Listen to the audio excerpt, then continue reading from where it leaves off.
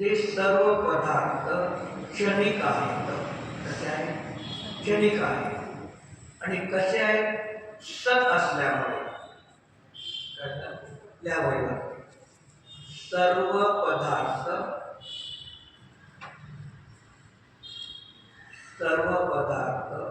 क्षणिक आहेत, कारण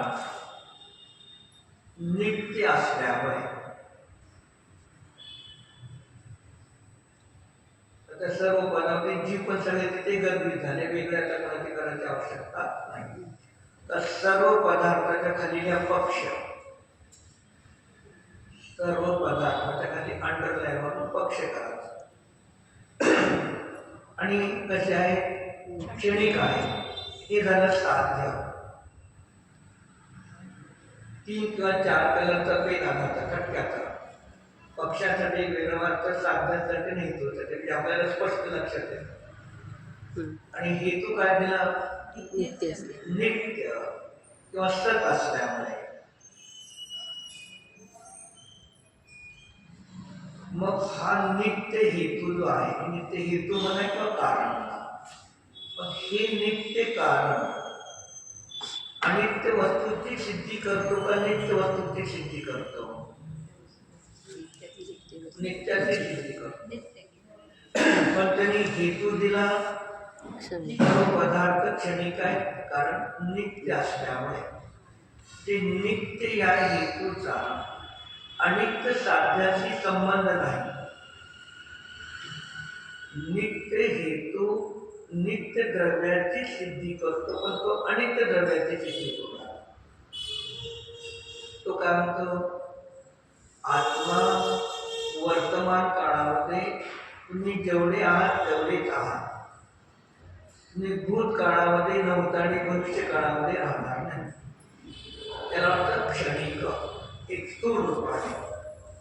दुसऱ्या अपेक्षेने जसं पूजा करताना निरंजन लावले, घरी दीपक लावला, मग तो दीपक जळतो.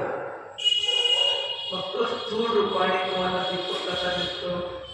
जेव्हापासून लावला तोपर्यंत दीपक एकच जळत आहे. एकच दीपक जळत आहे. मग लावल्यापासून बंद होऊन तो दीपक एकच जळत आहे का? नाही.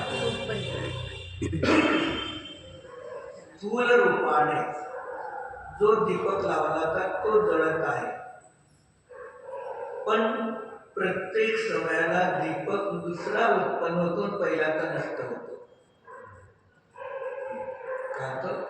प्रत्येक समयाला दीपक नवीन उत्पन्न होतो आणि पूर्वीचा दीपक नष्ट होतो. असं होतं का?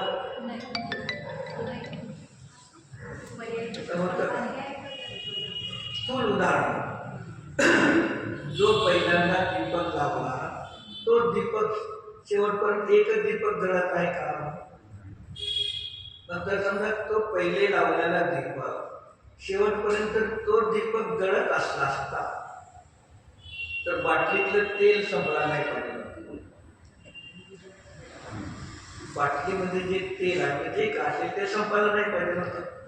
आणि जो दीपक याचा लागलेला तोच आहे, त्याचं काही बदल होत नाही.